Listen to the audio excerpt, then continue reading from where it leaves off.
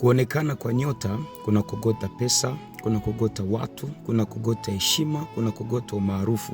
Na vile vile kuonekana kwa nyota kuna kogota erode, kuna kogota wivu, kuna kogota komba, kuna kogota majaribu, changamoto, migogoro. Lakini nakuombea kwa uwezo wa jina la Yesu Kristo, ushinde jaribu zote kwa uwezo wa jina la Yesu.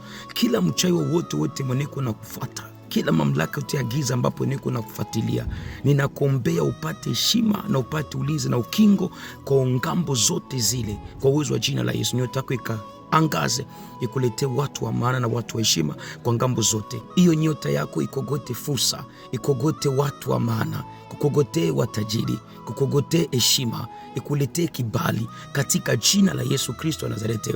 Milango iliyofungwa ifunguke. Nyota yako popote kwenye imezikwa, iwe kwenye makaburi, iwe ndani ya maji, iwe kwenye shamba, iwe popote pale, nyota yako ikurudilie. Nyota yako ikuletee watu wa maana katika jina la Yesu. Matajiri na ikuletee watu ambao watakao kusapoti katika jina la Yesu Kristo. Amen.